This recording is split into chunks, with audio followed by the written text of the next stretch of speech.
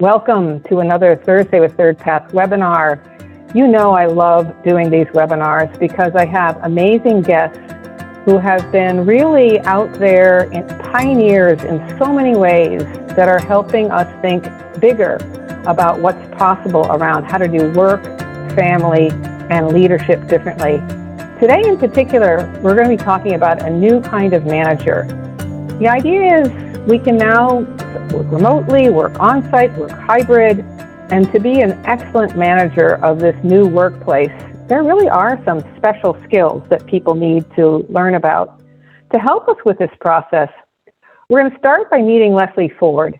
You're going to be really excited about the work she's been doing since the start of the pandemic. I didn't think she knew what she was in for, and how much she was going to be learning some really important things about how our thoughts about the pandemic were changing over time.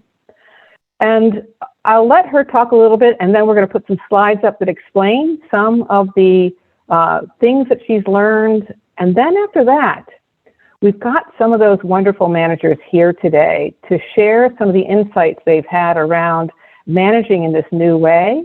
And again, you'll get to ask them questions, write them in the chat box. We really want this to be a chance for you to learn a lot today. Well, I am so excited to have you here, Leslie. This has been quite a, 20-month period where we really were thrown into some things that we didn't expect, both on the work side and the life side. Give us a little background about your study, and then in a second I'll put up a slide that kind of gives a thumbnail sketch of some of the things that you learned. Tell us a little bit about who you are and how come you did this study. Welcome. Oh, thank you so much. Well, this is like one of my favorite topics because it's so important. It has such a meaningful impact on the work-life experience of parents. And I think for a long time, right, we've been, ignoring the people manager side of the equation and how critical that is to make work and life fit together. So, I started this research just over 5 years ago, and it was a result of me returning to work with my youngest and completely burning out. I had taken on a fairly large promotion at the time that I was pregnant, and within 12 weeks of leaving and coming back, the whole world changed at my then employer. The strategy had changed. I had a number of employees that had to shift into different roles. Some people had to go out on leave. And so I found myself really struggling to manage life, sleeping in 1 hour increments with a newborn and a toddler. And as a result of that experience, my burnout is now thankfully helping others, in that I began to really research this intersection between stress, self-care, and growth. So this type of research is something I've been doing for a while. When the pandemic started, to your point, I had no idea that I would still be studying it. I thought, this would be a really interesting dynamic to study for a couple of weeks. And here we are. So I launched the research study March 30th of 2020, and it's now in wave 7.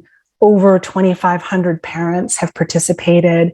I also run kind of a modified version of it with employers, and it's interesting whether it's men or women,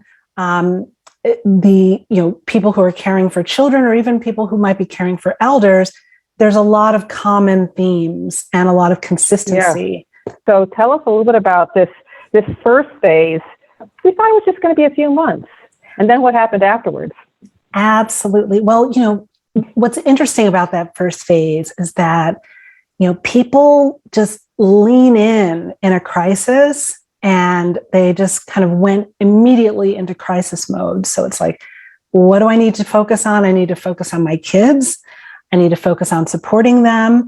And in those early months of the study, probably for the first 6 months or so, most people, most of the parents, it was probably around, between 55 and 65%. It varied a little bit over time, felt like they were doing as well as usual or better than usual as parents. And I kind of relate that to the fact that they were spending so much more time with their children. And in our culture, we do kind of equate how we spend our time with what we're doing well at, right? And what we're prioritizing. And people had a lot of hands-on time with their kids in ways that they never anticipated. People, by contrast, felt like they were doing terribly or not as well as usual at work. So overwhelmingly, they were concerned about their roles as workers. Throughout the study, people have felt pretty unsatisfied with their roles as partners. My couples generally are not doing well. I only have about 30% that feel like their role as partner is going better. But after those early months, when they kind of established a rhythm with managing, in some cases, remote school and remote learning, navigating work and having their children at home, navigating all of the chaos that was happening from a mental health standpoint, from a physical health standpoint for some people, and even just navigating just the changes in their communities and where they couldn't go, having their support infrastructure just about disappear overnight. After that first 6 months or so, people started to get a little bit more comfortable and realized that they had to turn their attention back into their jobs. We are in a global health crisis. And in a global health crisis, and at the time, a pretty deep recession, no one really wants to be without their healthcare or without their income. So they kind of pivoted to put more attention into work. And then I saw the reverse. People started to feel improvement in terms of how they were performing at work, but they were feeling really badly about their role as parents again. Report cards started coming home. Many parents, and myself included, hadn't been so up close and personal to the learning process for their children. So if their children weren't doing well, and I saw an alarming amount of mental health concern, not just for parents themselves, but for their children. And it kind of reached a crescendo pretty early in the pandemic. If people's children are not doing well academically or not doing well psychologically, then of course, they do not feel like they're doing well as parents, and they don't feel good about the state of the family. So that was happening in the midst of it. And they're trying to hold on to their jobs, trying to kind of keep their family units together and just keep everybody healthy and safe. We've now kind of entered this different era with the pandemic, with more people feeling like they have some sort of a routine as it relates to work, as it relates to how they manage their kids, even though people are still overwhelmingly without the same childcare they might have had pre-pandemic. Most of the school systems in the United States, at least, are back to in-person. So that has eased some pressure for many parents if they have school-aged kids. And we're seeing now that there's more of a rhythm, but the concerns have shifted from, worrying about the pandemic, worrying about whether they're doing as well or not at work, but am I really in the right work? Am I living the right life? Is this how I really want to spend my time? People are done with being told what to do, with wanting to please everybody else. And after spending months realizing that they could be as productive, if not more productive, working remotely, after years perhaps of being told that they had to be in an office to be promoted or they had to be in an office to be visible, it's kind of sown some seeds of distrust, I think, with traditional work. It's made people really re-examine where they want to spend their time, what they want to focus on. And frankly, a lot of people just want to blow it all up, right? It's like, they want to quit their jobs. They want to quit, in some cases, their partners. They want to quit their city. People were moving, relocating, figuring out a different model, not just for how they work, but how they live. And so I think that's where we're at now. And what I've seen as a result of what parents are telling me and where they're hungry for support, there's a new opportunity for workplaces and managers to take the reins on creating cultures that allow people to have a life outside of work.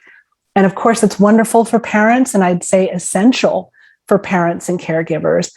But as I often will tell people, a 25-year-old surfer with a dog is going to enjoy that too, right? Like having a more flexible work culture is good for everybody, and it promotes a more inclusive way of working. And it really allows people to kind of bring themselves fully into the workplace. And the four pillars. I'm sorry. Just to sort of quickly sum up, so there's been these phases. And what I liked when we were talking before the webinar, you were talking about how in some ways where we've come to is this kind of FaceTime culture that existed prior to the pandemic has transported itself into the virtual office. And so what you've really helped us see is that, if we want to live these integrated lives, we're a surfer, we're a parent, we're a adult child caring for an aging parent, we need to set boundaries. And whether we're working 20 hours a week or 40 hours a week or 60 hours a week, if we want to have work and something else, we need to get smart about how to do work in the time that's available as opposed to having work take over our lives. So there's so many phases that we went through around the pandemic. And I think what's so interesting is we're back to learning the same lesson we learned a long, long time ago. You're right. I hear you loud and clear. People have really learned they want to reprioritize the quality of their lives.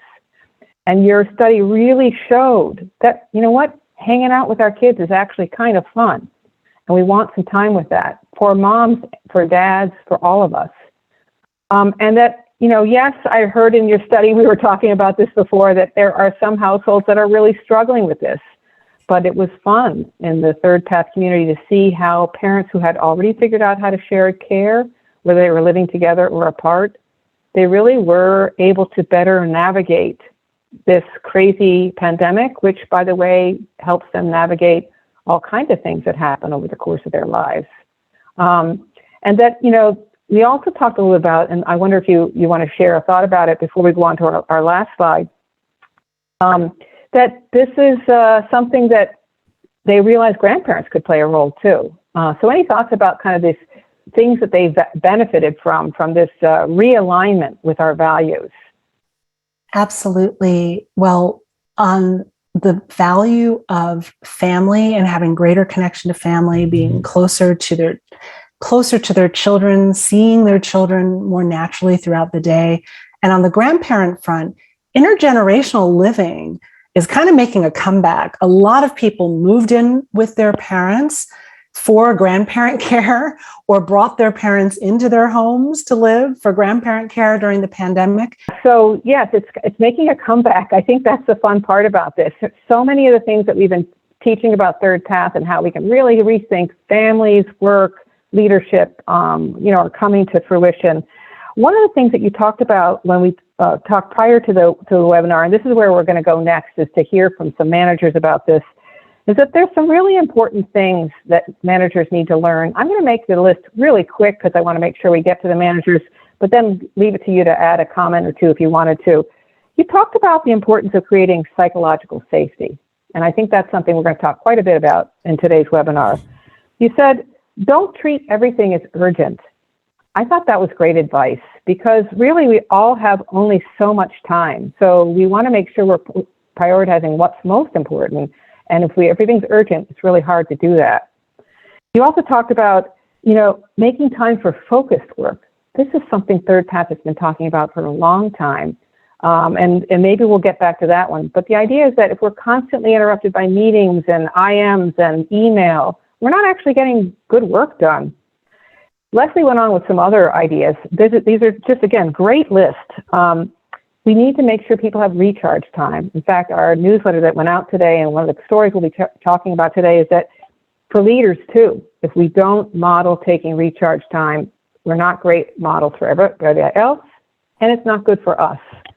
And last but not least, it is the idea of role modeling that's really important. So Leslie, I'm going to have you talk some about that list, and then we're going to actually share some of these amazing leaders that we have and managers that we have to share how they've been doing this. Anything you want to add to that list? And thanks for making that list with us. Thank you. Well, and I think that these principles that you've been teaching are so, like, they've always been relevant, but now finally the ecosystem and the environment is ready for some advice on how to do things differently. And I think to your point, psychological safety, I think that's huge, like sharing and showing vulnerability, flexibility for people to have the space for deep work and for self-care. Over 75% of the parents in my study still say that they're doing terribly or not as well as usual at self-care. And that's why we're seeing this epidemic of burnout, right? If you aren't caring for your physical, mental, and emotional health, that's not only not good for you as a person, it's not good for your employer either, right? It's not good for your family. Mental health care, child care, and elder care, those are the other pieces. Like employers, I think, need to play and are playing a more active role in destigmatizing mental health care, having conversations, even like as a manager, during that one-on-one, start off with, how are you doing? How are things going? And check in with people on a personal level before launching into status updates and talking about projects, and being proactive about giving people the space for care. Like, don't schedule those meetings first thing in the morning or late in the evening or over lunches. If you have a major project that has a hard deadline that's coming up quickly, take everything else off the plate so that people have the space for it. So I think managers can help to meet people, because what we still see is parents feel so vulnerable about raising their hands and saying they're having challenges that they're just not going to ask for help in most cases, but managers can help to support them proactively. We heard a lot of great information. I'm sure it sounded pretty familiar, both the experience through the pandemic. You were going through this yourself as a dad and a worker. And, tell me a little bit about, so is remote work new to you? And, how have you made this work, family stuff work? And how has remote work played a role in it?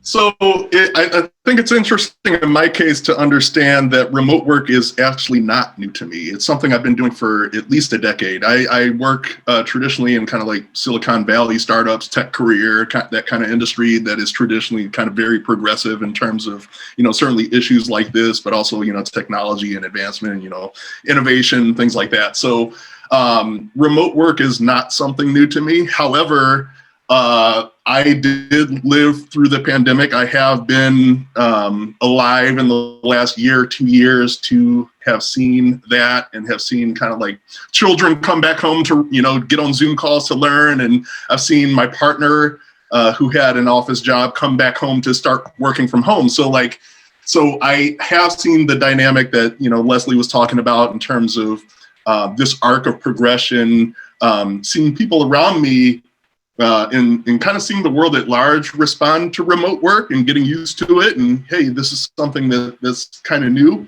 I really hated it a lot. I hate my job. My family life was collapsing. My finances were collapsing, and ultimately I lost that job.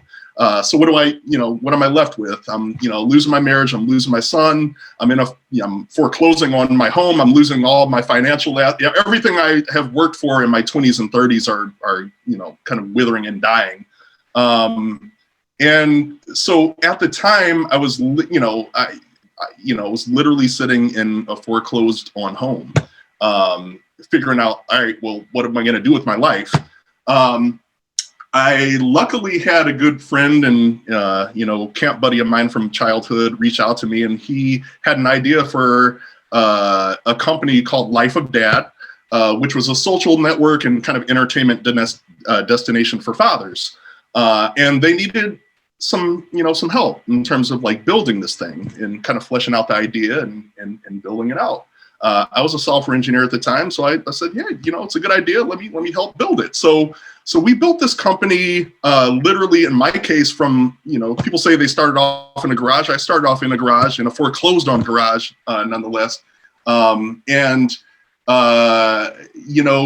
original founder of this company is a guy named Tommy Riles. He was, if y'all are familiar with Ellen DeGeneres, he's the guy that does warm-up comedy and kind of gets the audience warmed up so that Ellen can come on stage and do the show.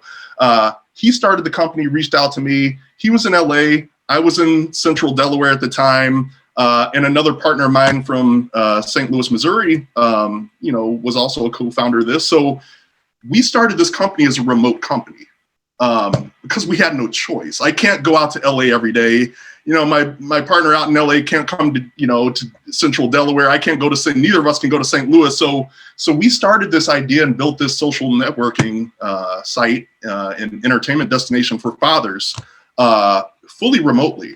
And at the time, we didn't think it was that big of a deal. We were just doing this out of necessity. We had the internet. We had all these like social tools. We had Facebook and kind of all these tools to kind of do this kind of work. So we started the company. I guess fast forward, to not belabor the story too much, we built this company, have touched millions of fathers and families worldwide with our work, and extremely proud of kind of something that started off as kind of an entertainment destination and a social networking destination has become something that has kind of become more important in the world. Like we started off as more kind of a fun, lighthearted comedy site, but it evolved into something much more serious where we were listening to dads and their real struggles and their pains and their family lives and their ups and their downs, and kind of it became to us what started off as kind of a comedic thing and kind of this lighthearted thing became much more serious, where we were like, hey, well, look, we can have a voice and be kind of a sounding board for fathers going through real issues. What a great and powerful message, Ryan. In terms of a job, like, look, there's supply and demand forces. Leslie talked about the great, what do you call it? Resignation. The resignation that's happening in the world. Yep. And that's a direct result of people taking a hard gut check and look at their lives saying, hey, this is what I'll accept. This is what I won't accept. The supply and demand curves of the labor market, people are saying like, hey, look, I'm the seller here. This is a seller's market and I'm not going to sell my time for cheap. I have a family at home. I've got passions, I've got interests, and I've got my time and my space. I don't like a commute. What will I accept what I accept? So once workers understand that, like, who am I? What do I like? What don't I like? Move forward and kind of have that posture and realize that they're an advantageous seller in this labor market. Well, that's what we're going to share is a couple of examples where, I think, Kate, I'm going to have you go next and talk a little bit about, you've worked remotely your entire career when you were a parent, and you started out in a global workplace, just working remotely, but quickly it sounds like became a manager of others in a global workplace.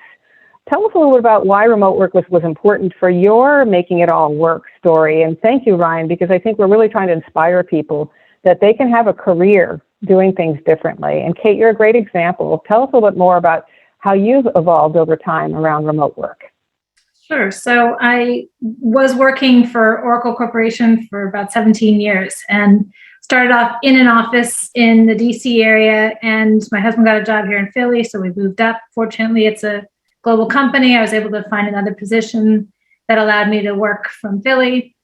I didn't have quite the commute Ryan did, but I was driving out to an office, and it's fine. You're young. You can take all the time you want in an office. And then as soon as you start having kids and your daycare is only open for certain hours, it's like, I can either be working those extra 3 hours or commuting, but I only have these many hours because my daycare is closing and I got to be back to pick up the kids. So it quickly was easy to convince management that, if I worked from home, they'd get 3 more hours out of me, or, 2 to 3, depending on traffic. And so that is how it slowly, convinced them that it would be okay. And we tried it out, and it was 1 day a week, and then moved to 2 days. I finally was able to eventually fully work remotely from home. I had no one that I worked with in that office. So I was driving out to sit in a desk that I had no other colleagues in that office. So now you look back and that was nuts, but back then it was really important to just show up in an office. So for about 15 years, I was working remotely, and I got, I had different manager roles. I was managing teams globally. I had to interview and hire colleagues in Latin America and Canada, and trying to sort through resumes and do the hiring process and so on. But it ended up being such a wonderful experience because you have such a, it's a global company. We're not selling just to people in Philadelphia. We're not supporting customers just in Philadelphia. We're not making products for just people in Philadelphia. So having a broader understanding, if you're working for a company that is servicing the globe, you should also have teams that represent the globe. So there was just a lot that, I had the little widgets with the little clocks on my desktop, and I had it for every team member. Here's the time it is in Bangalore. Here's the time it is in Santiago, Chile. Here's the time.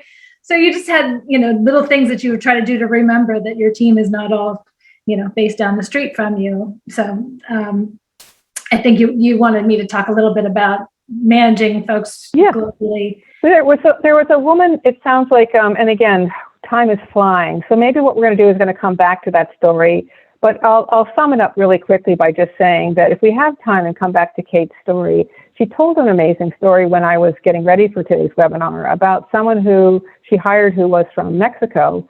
And, really what I heard in Kate's story was how this woman's life was forever changed because she was able to work remotely, was able to be part of a remote team, had a manager who appreciated her for the skills she brought to this global team, that being Kate, and that it really meant that she was kind of set up to progress in a career that would have been completely outside of the realm of possibilities for her before meeting Kate and being part of that global team. So it just really struck me how much a global workforce can really change things dramatically in a big way for people. And Susan, I want to welcome you next. We're going to tell your story. We're marching through time way too quickly. So Susan, I think one of the fun things I learned from your story was how much you have been a creative thinker with your team forever. And so one of the stories you told was about how someone who was an administrative person, and so that job was considered to be done in the office, and how you worked with that person, and that person had a lot of commitment to think outside the box, literally, to figure out how to do that job remotely in a pandemic. So tell us a little bit about this job that she was doing and how you and her came up with a kind of creative example of how, even with an administrative role, we can think outside the box. Yeah, Susan, glad you're here. Yeah. So just one slight correction is the person uses they, them pronouns. So I will refer to them as they. So I hired them in May of 2020. And the organization that I worked for 3.5 years, Community Change, I retired on October 1st, although I'm still doing some consulting. But they already had, it was about a 90-person organization. About half the employees worked remotely across the country because we do community organizing and support community organizing. And so all of our field staff were basically spread out, but all the administrative staff were expected to be in Washington and work in HQ on U Street in downtown DC. And so, but we really needed administrative support. And so when I hired this person, it was obviously we were already in remote work. And so, so there was a number of things that I did. First of all, I was like, okay, so how do I provide the training and support and relationship building for this person? That's really, really important. Like, this person's going to be supporting me and my team. Really important. We build a sense of trust and so some of it was just like in the onboarding plan, like building in that for the first couple of weeks, we literally met every day. First day, maybe an hour and a half, but then like really saying, okay, let's at least check in. Let's reserve a half an hour to check in every day at the beginning of the day, just to see how things are going and continue to build that relationship. And if we don't need the whole time, that's fine, but we'll have that on the calendar. And then stepped it down to, twice a week.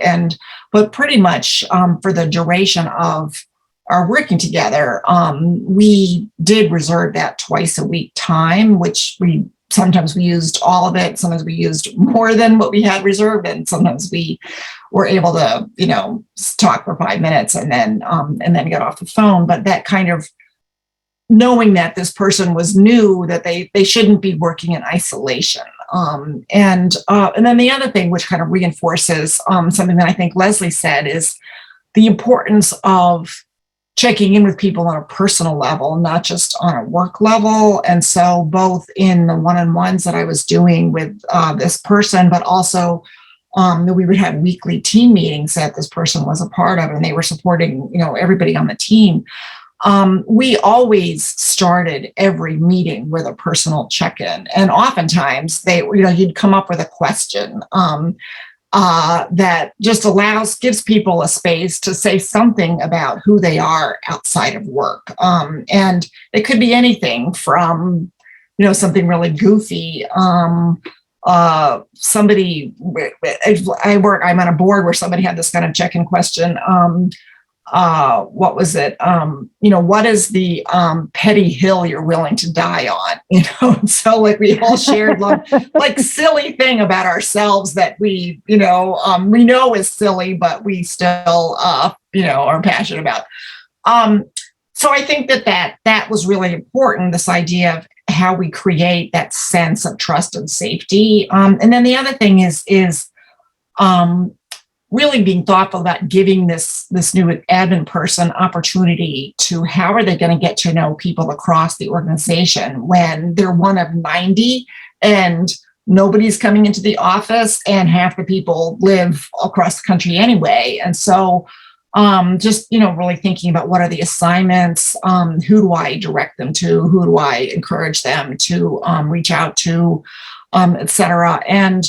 I was actually really surprised by how quickly they got to actually know quite a few people, partly because of their own personality. They weren't shy about reaching out to so-and-so or reaching out to so-and-so, so that they could, get information or coordinate around something or, and I think the other thing is just, recognizing that,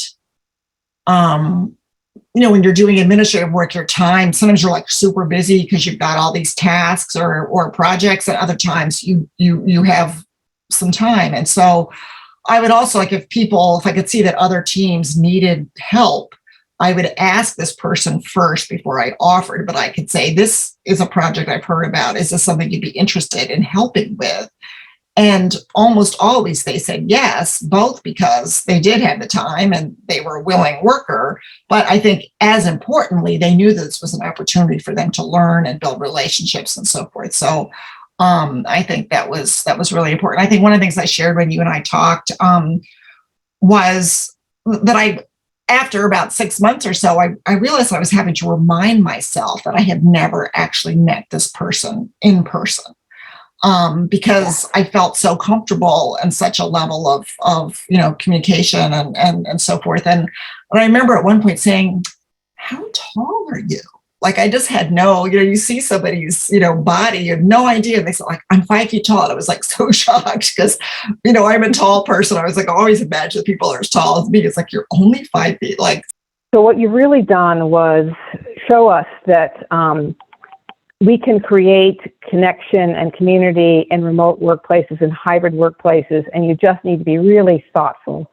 We need to be thoughtful about the job the person needs to do. We need to be thoughtful about who the person is. But one of the things that we've been talking about on our last webinar and today's webinar is it's not just about flex, it's also about how much work we can handle. And actually what Susan was starting to get at is that she would work with her person to say, hey, you look like you have a little extra capacity. Would you like to take this on? And it's that kind of negotiating and thinking about how much capacity can we really handle. Well, I saved one more person for us to hear from. And again, I clearly added too many people to this wonderful pot today. Each of you could talk a lot more. But I wanted to have Karen join us.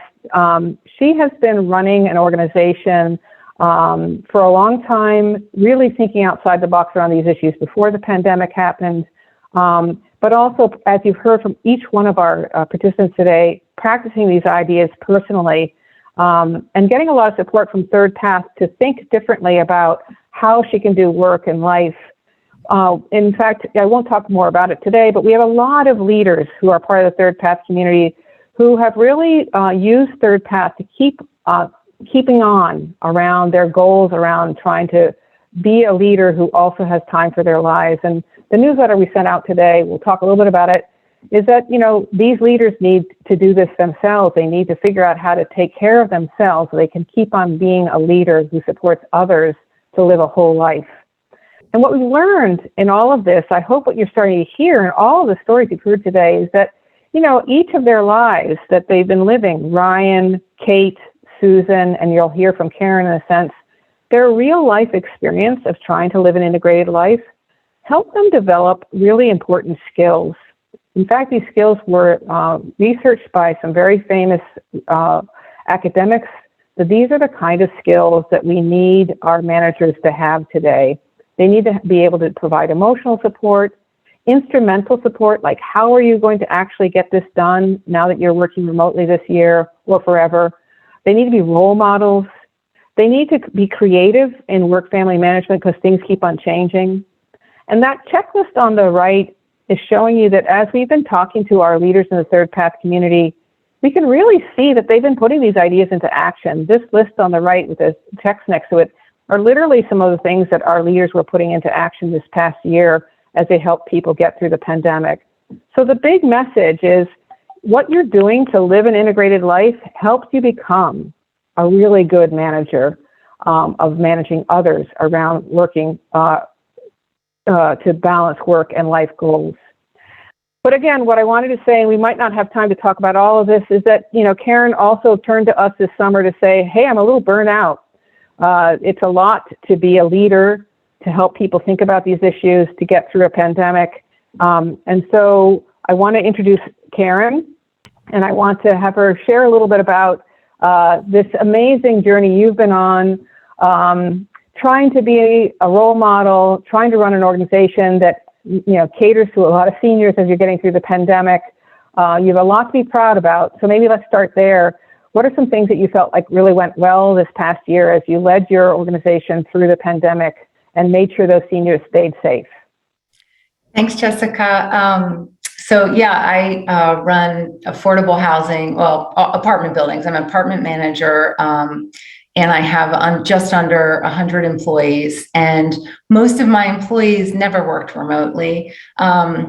We took a quick pause and then figured out how to make sure we kept people safe, and we went right back to our work sites.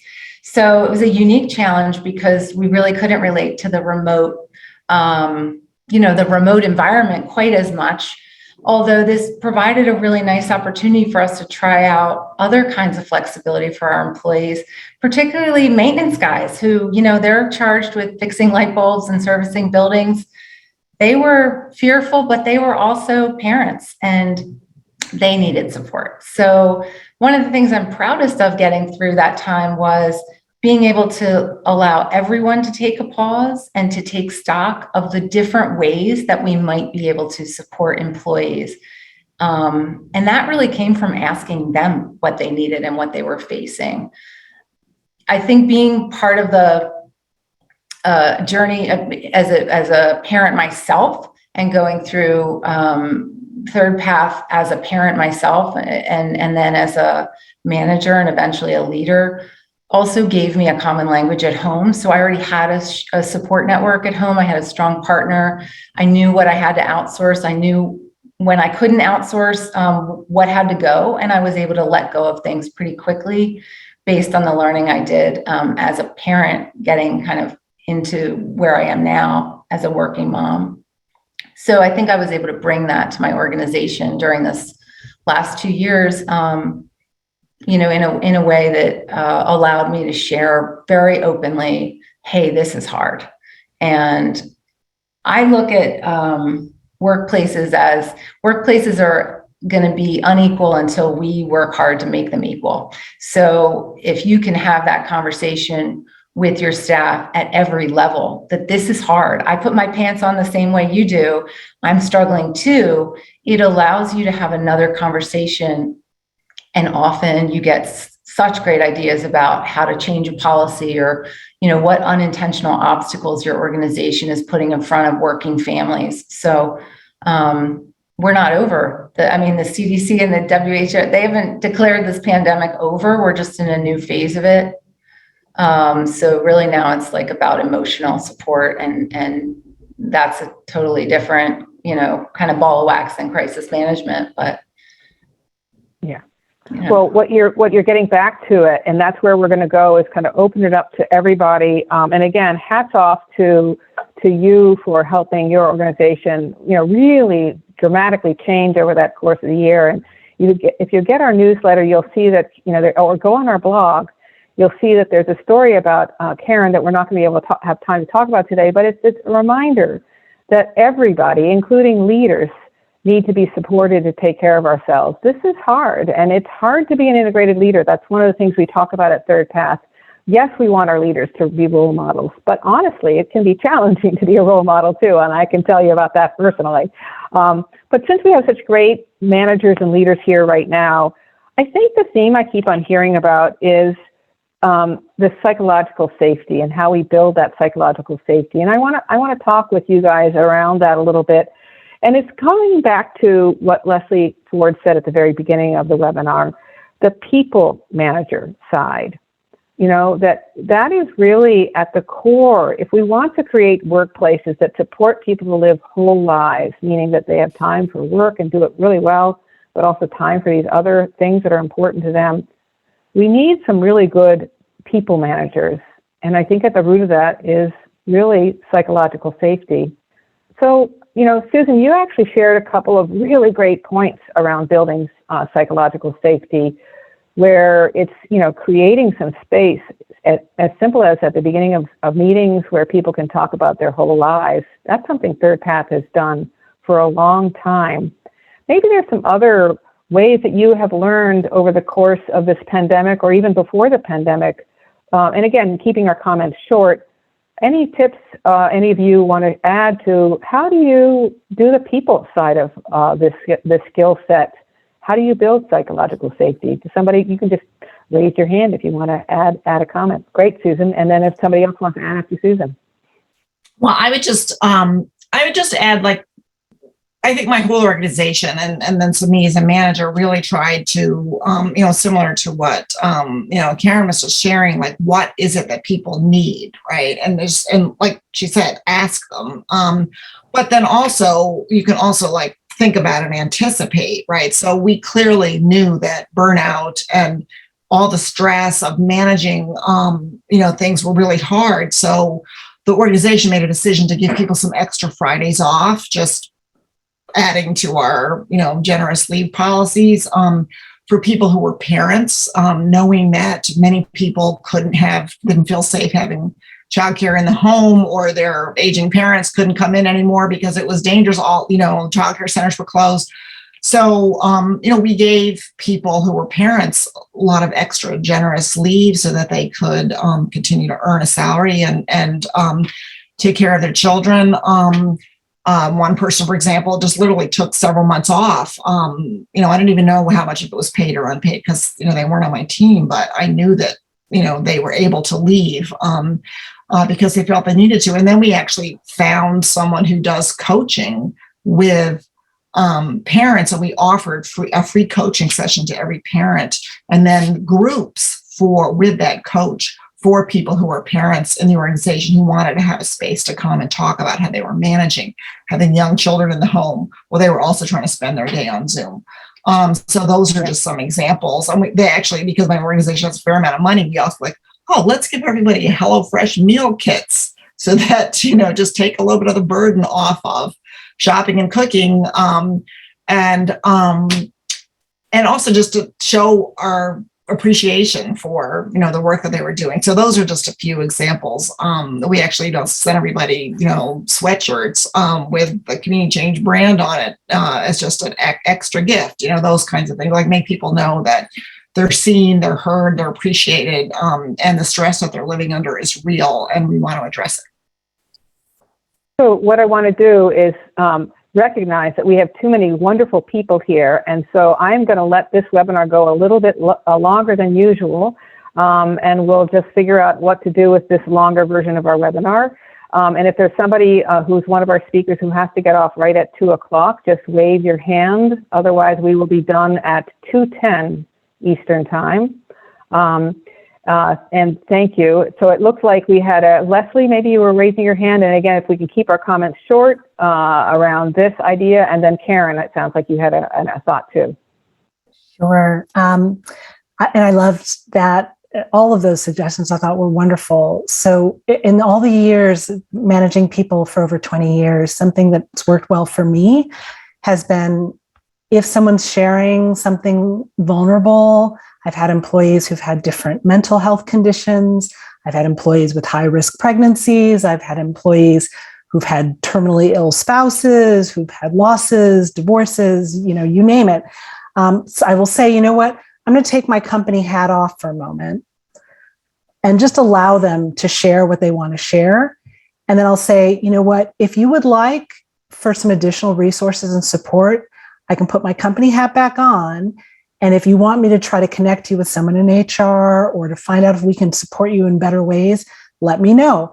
If you would rather me not do that, it stays with us and you don't have to do that. So that way they had the control on what they wanted me to do next, if they wanted me to take action with that information, or if they just really wanted me to listen or know that they might need to take a lot of time off or to have certain appointments that they had. So that's just a tool that's worked well for me as a manager. Excellent. Wonderful, Leslie. A really concrete example. Thank you very much. Karen, you had something you wanted to add. And again, if anybody else who's on the panel wants to add something, just raise your hand. Great. Afterwards, Karen. So there's a couple things I would add to the conversation. One is I think it's really important for employees at every level to hear leaders and other leaders talking to each other about how hard it is, because it opens the conversation up further and allows, when you have a conversation with another company head in front of everybody, it allows their people to have a space to recognize the vulnerability. I think that's really critical for leaders. I also think that there's a lot of tone-deaf traditional bosses that are still out there, and those are the ones that are a true liability to attracting and retaining their talent. The ones that aren't talking about this stuff or admitting that it's hard because they don't know and they're far out of it or they never experienced it. I think people in those positions really need to surround themselves with other people that are going to tell them the truth about how freaking hard it is to parent, lead, and just get to work every morning. There's also some other tactics around thinking ahead of next year, and we're blacking out certain weeks for no meetings, and we're blacking out certain, telling people put yourself first. We're building in more mental health days and announcing them ahead of time. Like, we're not going to have 6 weeks where there is no day off. That's not your weekend, because we recognize that weekends are not really weekends anymore. So I think there's other tactical things that you can do to just kind of structure your organization a little bit differently in the face of what we're doing and where work is going. And we're trying to offer tactical things for families just to grab onto, so they have some way to find new routines, because everybody's routine's been disrupted and we need to find sort of what the new habits are. So just some thoughts about what we're looking at. Wonderful. Ryan, thank you. Yeah, I think that was excellent, Karen. I think what I'd add to that is, I think businesses, when I was in business school, they said, a business, a company, a corporation is a fake person. And I think oftentimes we forget that, especially the larger the business. So you take Oracle or Facebook. Facebook started off in a dorm room with a single person, maybe a collection of a few, little geeks in a dorm room. Well before, it had an HR policy. Life of Dad, we started off in a foreclosed on garage long before we had HR considerations and hiring decisions and, payroll practices and things like that. I think we need to kind of take a step back as executives and leaders and managers of organizations to understand, like, look, our business is a fake person. Let's make, like, as important as we think our mission is, whether it's a nonprofit, NGO, or just, you know, flat out profit-driven, publicly traded company, we need to take a step back and understand, like, we're you know, this collective that we have is a fake person in the world. How humble are we? How like, to what level of self-importance are we taking our work? You know, there's one thing about advancing our mission and kind of moving toward our vision and moving the needle on our metrics and getting the profit and returning it to the shareholders and, you know, like all these different kind of like organizational, kind of operational, logistical things that we need to, you know, technically get done on a week-to-week, quarterly, annual basis. But at the same time, it's like we're just human beings, and our organization is a fake human being. How humble are we? How well are we treating fellow human beings? How well are we treating the human beings that are taking part of this collective human? So that's on the company side. That's on the organization side. On the personal side, you know, like we were talking about when Leslie opened up with the Great Resignation. I mean, look at the dynamics, the supply and demand dynamics of the Great Resignation.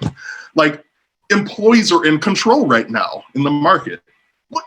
All other things equal. I mean, look, like, you know, we need to help employees wherever we can, you know, make sure that the wages increase and this and that. But there's a lot of personal accountability to be had there too. Self-reflective gut checks, looks in the mirror, you know, am I proud of myself when I wake up? Am I proud of myself when I go to sleep? That kind of stuff before I even enter a labor market trying to peddle my time to a company that might buy it. I think being kind of a more confident, self-aware, valuable, intrinsically valuable participant and offerer of labor and time to the labor market could only put the fake people, the companies of the world, between a rock and a hard place to try to figure out how to serve the employees of the world. So it takes, you're getting it. Humility on the organizational side and confidence and power on kind of the employee side. Well said, Ryan. And, you know, it's a great reminder. I'm going to put up our last slides and get us to the finish line. But what Ryan was just talking about was how much it's a lot like what we talked about on our last webinar with Scott Deason and Delta Emerson around creating a whole person workplace. And that really we can make these very successful workplaces that respect us as whole people. And it's better for the ultimate bottom line, I think is what you're hearing today. Wonderful. So we're kind of short on time. Just wanted to let people know that if they wanted to, they can put their name into our chat box to get ready for our wellness-focused town hall that's happening on December 9th. We can get you a copy of Kira's book if you put your name into the chat box. We're giving one away today.